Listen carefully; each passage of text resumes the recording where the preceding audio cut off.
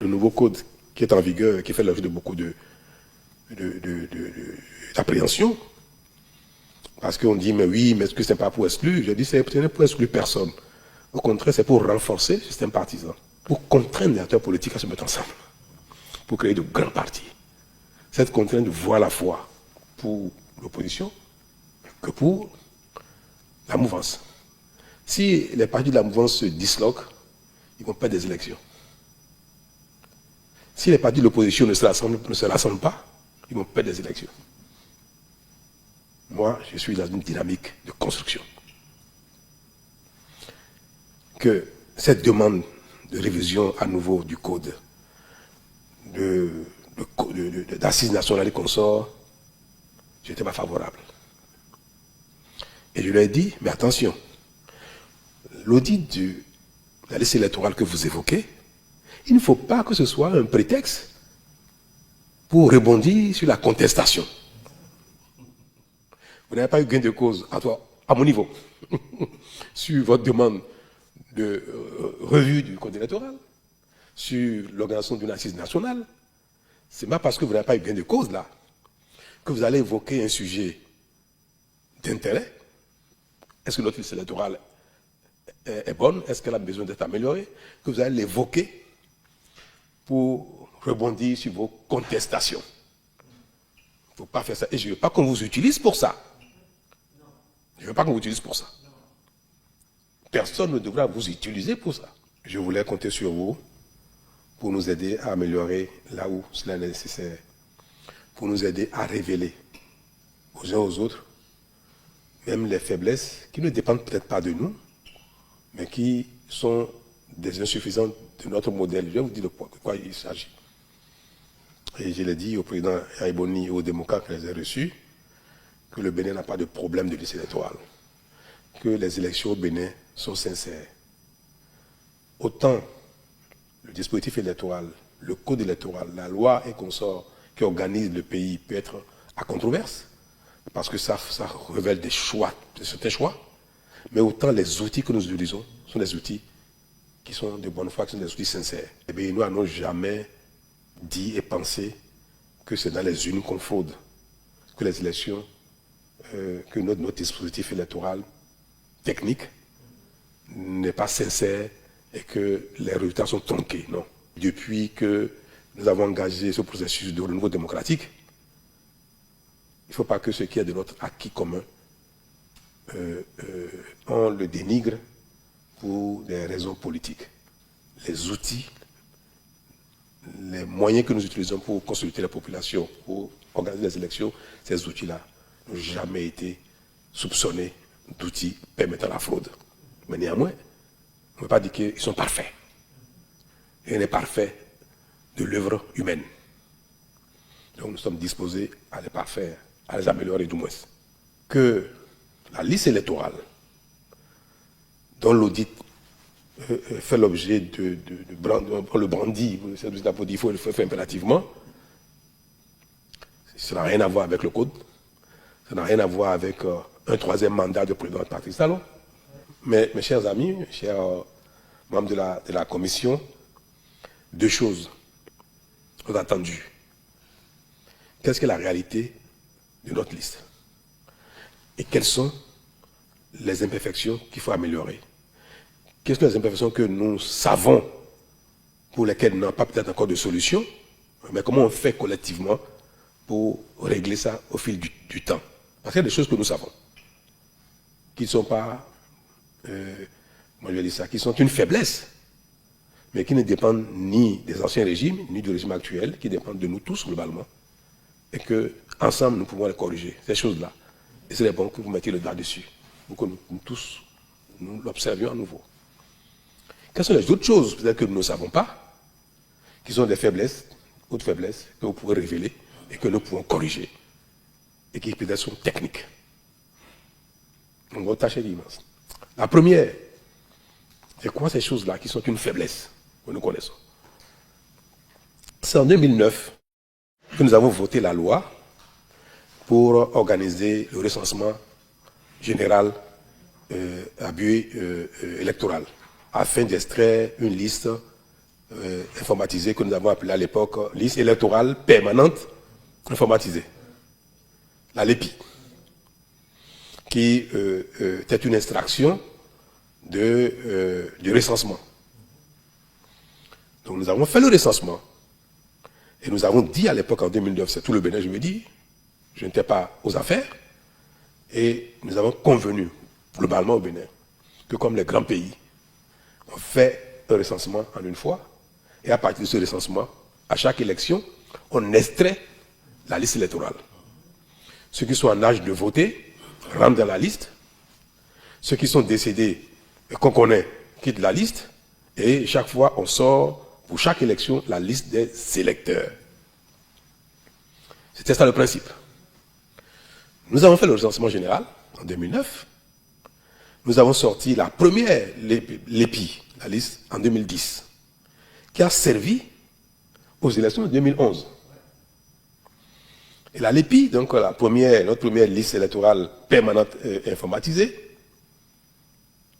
avait donc recensé tous les Béninois et ceux qui sont en âge de voter, comme ceux qui ne sont pas encore en âge de voter.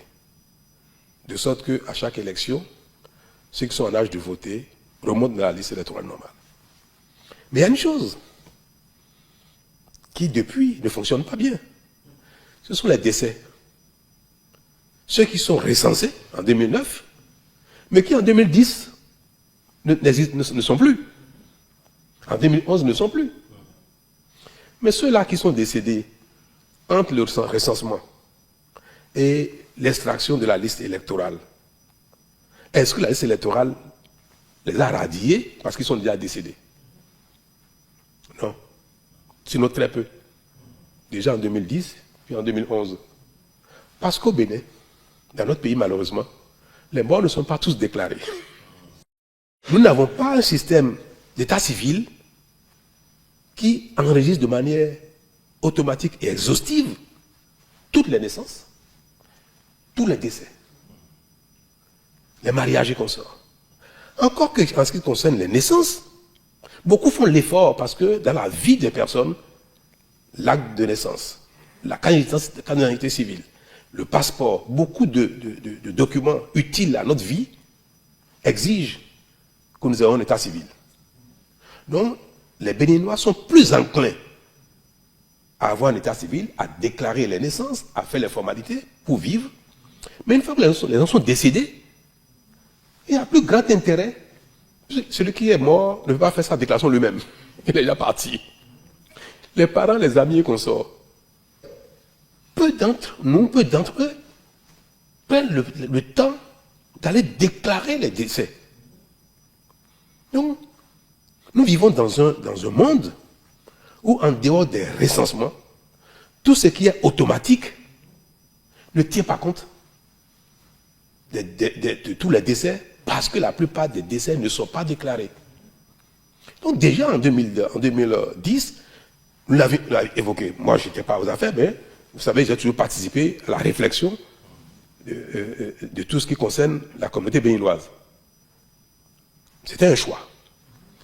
En 2011, nous sommes allés aux élections présidentielles, et consorts, sans avoir véritablement pu extirper de la liste tous les décès, sauf les quelques-unes qui sont connues, déclarées, qui sont portées à la connaissance de COS-LEPI et autres. Et puis, à la veille des élections, on affiche les listes. Et on sensibilise les gens pour dire, veuillez déclarer aux agents qui gèrent le COS-LEPI et consorts, que tel et tel, dont les noms figurent encore sur les listes, informez-nous qu'ils ne sont plus. Celui dont le père, le frère, la mère n'est plus, qu'ils veulent signaler qu'il n'est plus pour qu'on le raye de la liste. Mais quand les gens vont regarder la liste, ils regardent s'ils ont leur nom, c'est tout. Quand ils n'ont pas leur nom, ils réclament. Pour qu'on corrige la liste, pour que leur nom y figure. Mais personne ne prend le temps de faire une démarche pour aller dire telle personne n'est plus, il faut l'enlever de la liste. Parce que ça n'a pas d'intérêt pour eux. Nous manquons de devoirs citoyens, nous tous, pour, en regardant la liste, faire attention aux personnes que nous connaissons des fois, ne sont plus, mais qui ont nos figures sur la liste. Et ces personnes-là, Cosles-les-Pieds à l'époque qui gérait la liste électorale, n'a aucun moyen de savoir que Aïfani, Abida, Abomé, Achumuchumi, à Ketou, à Banikora dans un village, que telle personne n'est plus, et pourtant la personne a voté récemment, ou bien sur la liste, mais aujourd'hui elle n'est plus. La liste traîne dans le temps. Toutes ces personnes qui ne sont plus, mais dont le décès n'a fait l'objet d'aucune déclaration. Jusqu'à ce que nous arrivions à la liste électorale informatisée tout court, jusqu'aux dernières élections, où le phénomène est resté pareil, où le modèle que nous utilisons ne nous permet pas techniquement d'expurger la liste de décès si les décès ne sont pas connus, ne sont pas déclarés. Alors là où je vous parle, j'ai beau être quelqu'un, j'aime trouver des solutions là où c'est difficile, j'aime remuer le ciel à la terre pour régler les problèmes, il y a des choses que si tous nos concitoyens ne font pas ce qu'ils ont à faire, aucun miracle ne sera possible. Si quelqu'un est décédé hier, avant-hier, qu'on l'a enterré sans le déclarer, Patrice Talon, vous-même, vous n'avez pas les moyens de savoir. Pour aller dire, telle liste, il faut retirer la personne. Personne ne peut le savoir si les gens ont été enterrés par leurs frères ou leurs mères, ou même ceux qui sont connus même de toute une communauté s'ils ne sont pas déclarés. Donc c'est compliqué. Or, nous ne faisons jamais un recensement des décès. On déploie une équipe sur le terrain, dans tous les villages, dans toutes les communes, pour dire qui sont ceux qui sont morts depuis 20 ans, depuis 10 ans, depuis l'année dernière. Il faut comprendre leur liste. Personne ne fait ça. On recense les vivants en général, on ne recense pas les morts. Voilà le problème que nous avons. Et je l'ai dit la dernière fois que j'ai reçu les démocrates, il dit ce problème-là, on ne peut pas dire que c'est Talon qui est incapable ou incompétent. Hein. C'est déjà depuis bien avant moi, sous Yaïboni même précédemment, que nous avons mis en place la liste électorale informatisée. Et que tout le monde savait qu'il y a un tel problème. Mais il y a aussi un autre modèle de liste électorale qui évite ça. C'est la liste électorale issue de recensement à chaque élection. Chaque fois qu'on veut faire une élection, on oublie la liste précédente, on oublie l'élection passée, et chaque fois on fait un recensement. Il y a certains pays qui le font. Les grands pays ne font plus ça. Les grands pays développés ont une liste un peu comme nous, et les décès sont... D'ailleurs, il n'y a aucune liste au monde où il y a 0 décès. Hein. Ça n'existe pas. Parce que parfois, l'élection a lieu demain. La personne est décédée aujourd'hui. Le temps de faire ces formalités, parfois, même informatiquement, même quand c'est des pays dans lesquels tous les décès sont déclarés, il y en a qui n'ont pas le temps de faire le processus électronique pour être radié. Et parfois même dans les grands pays, il y a des gens qui décèdent et que c'est 2 jours, 3 jours, 1 mois après qu'on est au courant, ou alors personne ne sait. Il y a même des SDF qui décèdent comme ça, et puis après, c'est le jour à jour qu'on sait. Donc, il n'y a pas de liste avec 0 décès. Mais néanmoins, dans les grands pays, la chose ne se pose plus. C'est ce que nous voulons faire. Nous voulons être comme les grands pays. Nous avons choisi au Bénin de ne pas faire un recensement systématique à chaque élection. Mais quand on fait ça, au moins, ce sont les personnes vivant le jour du recensement qui vont se faire recenser, et ceux qui sont morts, puisqu'ils ne peuvent pas se lever pour aller auprès de l'agent recenseur. Et c'est pour ça que dans beaucoup de pays africains, notamment, pour ce que je sais, on observe que chaque fois qu'il y a élection, il y a un recensement. Ça fait que c'est très coûteux, ça fait que ça agace les citoyens qui doivent se faire recenser à chaque élection. Et voilà que nous en avons beaucoup. Mais nous avons choisi, depuis 2009, je n'étais pas dans la fonction, le Bénin a choisi, avec notamment le président Yaïboni, on a choisi un modèle des pays développés qui est une liste informatisée qui relève du recensement général, qui relève des inscriptions de nos concitoyens depuis leur naissance jusque dans toute leur vie. Et c'est de cette liste nationale des personnes que chaque fois on extrait ceux qui sont en âge de voter. Et voilà donc cet instrument qui est en place jusqu'à aujourd'hui et qui fera l'objet de votre audit. J'aimerais bien que vous le constatiez vous-même et que de l'audit que vous allez faire, nous puissions dire à nos concitoyens que si les gens ne déclarent pas leur mort, que si nous tous béninois ne faisons pas ce devoir citoyen, nous aurons chaque fois des listes sur lesquelles il y aura plein de gens qui n'existent plus depuis 20 ans, depuis 10 ans, depuis 1 an, depuis 3 mois, depuis 2 jours. Et que ça, on ne peut tenir personne responsable. C'est vrai que nous savons tous que ce n'est pas, cette faiblesse-là ne gênait pas de la fraude. Au Bénin, les élections sont sincères. Mais techniquement, c'est gênant. Alors, est-ce que pendant l'audit, vous aurez les moyens de faire le recensement général des morts? Je ne sais pas si vous pouvez le faire. Allez dans tous les villages du Bénin, dans tous les quartiers du Bénin, pour nous sortir, je veux dire, ici, dans cette telle personne qui est sur la liste, est-ce qu'il est encore vivant? Témoignage, il n'est plus vivant, on va le retirer. Si vous pouvez le faire, ça servira beaucoup la nation. Mais en ce moment, il faudra faire ça chaque fois. Il fait ça aujourd'hui. Et qu'on ne le fait pas dans 1 an, dans 2 ans, ceux qui seront décédés en temps, si on ne le déclare pas, ils vont refigurer encore sur la liste.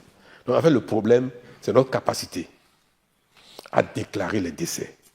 Nous tous au Bénin, c'est des événements douloureux, mais c'est la vie. On naît, on vit, on meurt.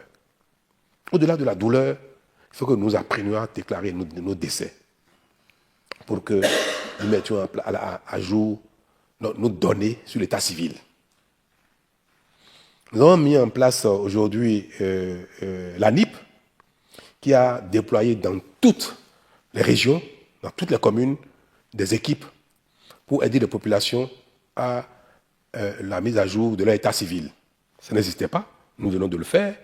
Donc, les outils sont disponibles désormais auprès des populations pour déclarer les naissances, les mariages, les décès et autres, régulièrement au jour le jour, toutes choses qui permettront, parce qu'une fois que maintenant les décès sont déclarés, ça va automatiquement de la base de données et les personnes sont automatiquement retirées de la liste. Ça marche. Mais ça ne marche que pour les décès déclarés.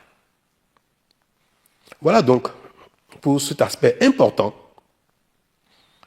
ce que j'ai à vous dire, qui relève de ce que nous savons tous, en tout cas ceux qui sont informés, ceux qui sont initiés, ceux qui sont avisés sur la question, qui ne date pas d'aujourd'hui, date d'hier, d'avant-hier, même, je veux dire, depuis 2009-2010, et qui, constaté à nouveau, dit et répété, peut aider nos populations à corriger nos travers et qu'on néglige les déclarations de nos décès.